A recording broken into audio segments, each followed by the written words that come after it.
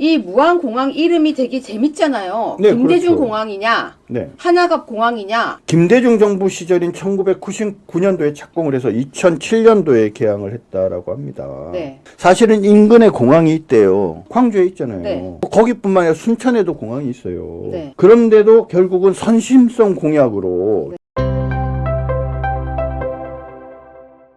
오늘 제가 마음이 아주 답답해요. 아, 정말 답답해요. 무안 참사가 갑자기 제주공항 사건으로 바뀌는 이름 네이밍을 보면서 언론이 진짜 이름이 바뀌었어요? 그러니까 사람들이 지금 계속 제주공항 참사, 제주 에어 참사, 제주항공 참사로 지금 이름을 바꾸고 있어요. 문제 발생의 원인이 어디에 있는가에 따라서 제주항공의 기사 또는 제주항공이 잘못했으면 제주항공 참사가 맞는데요. 그게 아니라 무안공항의 문제다라고 하면 무안공항 참사가 맞는 거죠.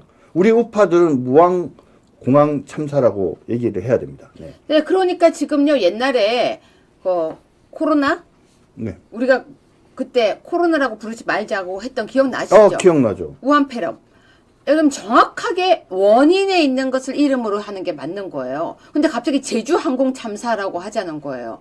그런데 제가 제주항공을 잘 알거나 아니면 편을 들자고 하는 거 아니에요. 제주항공에 잘못이 없다는 얘기도 아니에요. 그런데 그 공항에 대한 내용들 저희가 지금부터 잠깐 빠르게 그 내용은 좀 봐야 될 것 같습니다. 그런데 제가 여러분 지금 댓글을 보면서 막 제 머리도 지금 복잡한 거예요. 왜냐면 다른 게 아니라 탈당을 막고 싶은 거예요. 여러분 지금 탈당한다는 글이 계속 보이니까 제가 울고 싶은 마음이에요. 탈당하지 마세요. 지금 우리가 그럴 때가 아니야. 아니 우리 집이 지금 불이 났는데 집 불났다고 탈당하고 가버리시면 안 돼요. 우리 식구잖아요. 탈당하지 마시고요.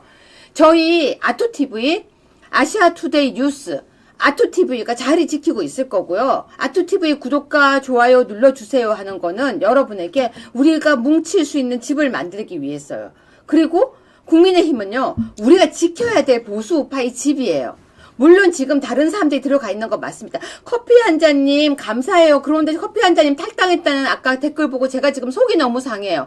커피 한 잔님이 탈당을 왜 했는지 마음은 이해하지만 지금 댓글 보는데 제가 말을 할 수 없을 만큼 지금 속상한 거예요.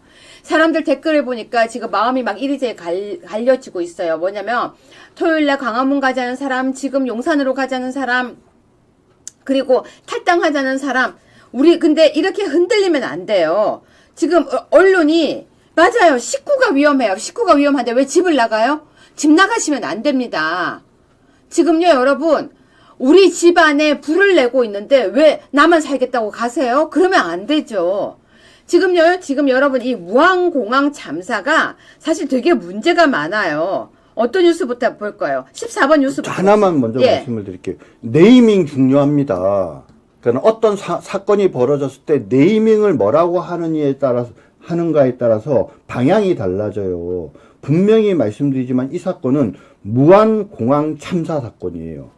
제주항공 참사 사건이 아니라 무안공항 참사 사건입니다. 우리가 네이밍을 할 때 절대 저들의 네이밍에 따라가면 안 됩니다, 여러분. 예, 말씀하십시오. 네, 정 변호사님. 네. 14번 일단 네. 어떤 저거부터 볼까요? 15번 뉴스부터 보겠습니다. 네. 랜딩 기어 안 내려오면 수동 조작 가능한데 의문점이 5가지가 있습니다. 이 부분 여러분 많이 들으셨겠지만 이 부분을 짧게 진행하고 지나가면서 무안공항 사태가 왜 문제점이 있는지를 이야기 드리겠습니다. 뭐 이렇게 의혹을 제기하는 것은 좌파들이 잘하죠. 그쵸? 뭐 인과관계나 과학적인 뭐 그런 얘기 없이 그냥 이렇게 의혹을 제기하면서 문제를 키우는 일들을 잘하는데 무안공항 참사와 관련돼서 지금 5가지 의문이 제기되고 있습니다. 첫 번째, 새와 충돌했는데 왜 착륙바퀴가 작동을 안 하느냐. 어떻습니까, 여러분? 새와 충돌을 하면 착륙바퀴가 작동을 안 하나요? 두 번째는 뭐냐면, 그래서 착륙바퀴가 작동을 자동으로 안 한다. 자, 이렇게 비행기가 내릴 때 자동으로 착륙바퀴가 내려가는데 안 내려가요. 그러면 수동으로 바꿔서 내릴 수 있대요. 새와 충돌했다고 그러면 수동으로 내릴 수 있는 착륙바퀴를 왜 안 내렸을까요? 그죠? 랜딩 기어가 내려가지 않는다. 그러면은 수동으로 내릴 수 있는데 왜 수동으로도 내리지 않았을까요? 세 번째는 이런 얘기도 합니다. 여러분들이 그 비행기 타보면 막 선전하잖아요. 그쵸? 안전벨트 뭐 여러 가지 뭐 위에서 뭐 기압이 낮아질 경우에 코에다 대라 막 이런 거 하면서 맨 마지막에 뭐라고 합니까? 바다에 착륙할 수가 있다. 그런 경우에 뭡니까? 이 뜰 수 있는 거 이렇게 노란 거 이거 언제 부풀려라 뭐 이런 거 많이 보잖아요. 그러면 해상에 내릴 수도 있었을 텐데 가까운데 해상이 있는데 굳이 왜 동체 착륙을 시도했을까? 그죠? 또 그 활주로에 화재를 막는 물질이나 소방대를 준비할 수 있었는데 그런 것들이 제대로 준비가 됐나? 착륙을 한 다음에 속도가 왜 줄지 않았냐? 특히 뭐냐면 동체 착륙을 하면은요, 이 동체가 이렇게 앞으로 들리는 게 아니라 이렇게 쭉 하면서 이거 바닥에 동체를 계속 꽉 끌면서 마찰력을 가지고 속도를 줄여야 되는데 이상하게도 지금 이 사고 난 비행기는 보면 위가 이렇게 들려 있다는 거죠. 근데 사실은 이 5가지 지금 이야기를 하는데 저는 중요한 의혹 하나가 빠진 것 같아요. 뭐예요? 그 촬영한 거 있잖아요. 아, 그 MBC 촬영이요? 예, MBC가 촬영을 했는데 비행기가요 쭉 가서 부딪히는 장면까지 싹 카메라가 돌아가면서 촬영을 해서 MBC가 단독으로 보도했어요. 어떻게 MBC가 거기서 알고 단독 보도를 했을까?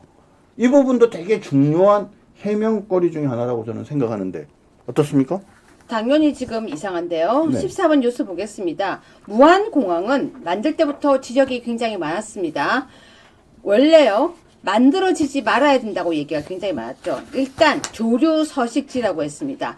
여러분은 잘 아시겠지만 비행기의 새 때는 치명적이죠. 그렇죠. 초기부터 논란이 있었는데요. 네네. 하필이면 12월 2일 날 바로 공항에 국제선이 출항을 했다, 그러니까 뜨기 시작했다는 거죠. 아 그때 막 탄핵 막 하고 하는 그렇죠. 그 정신없는 이 얘기 좀 와중에요. 해주세요. 네. 네네.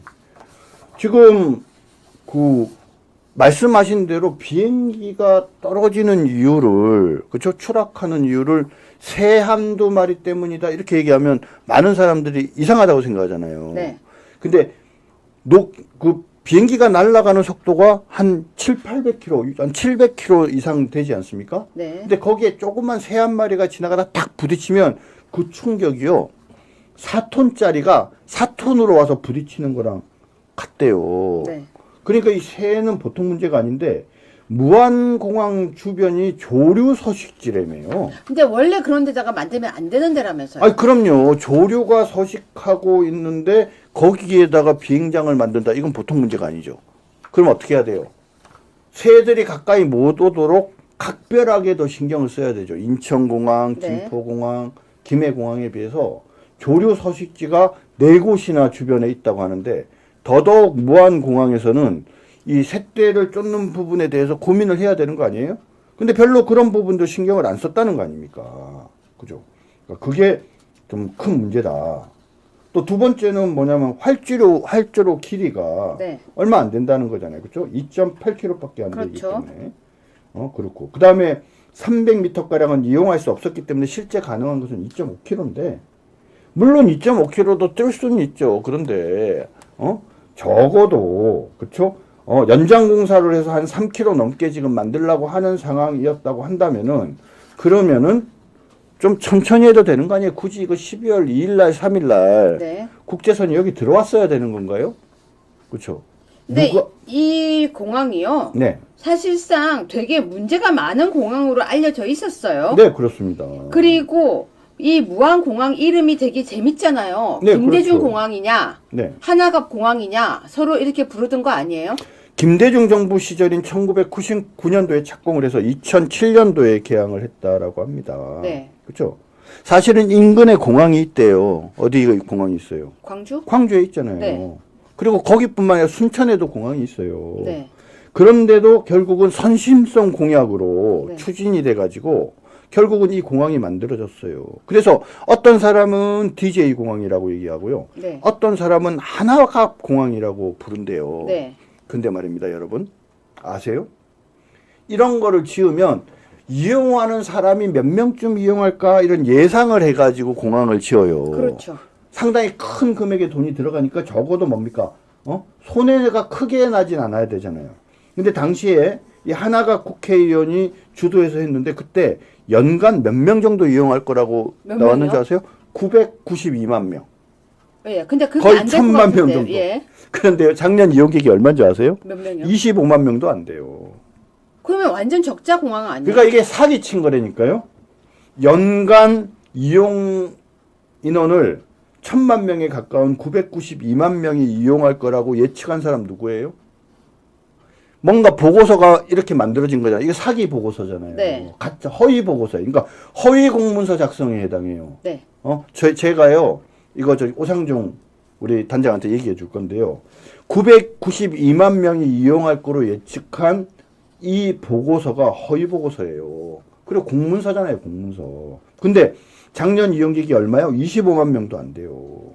그러니까 주민들이 고추를 활주로 해서 이렇게 말리고 그래서 고추 말리는 공항 이래갖고 유명해진 공항이 바로 이 무안공항 아닙니까? 그렇죠? 그래서 활주로도 짧아. 주변에 새들이 살아. 조류 서식지야. 그래서 조류와의 충돌 가능성도 있어. 더군다나 여기 지금 뭐냐면 그래서 국제 비행기가 국제선인 비행기가 여기서 운영을 해본 적도 없어. 그죠? 응? 이런 공항에서 그쵸? 말도 안 되게 992만 명이 이용할 거라고 이런 말도 안 되게 해가지고 그걸 대통령 탄핵의 과정이 12월 2일 날 한 사람 이거 책임져야 되는 거 아니에요?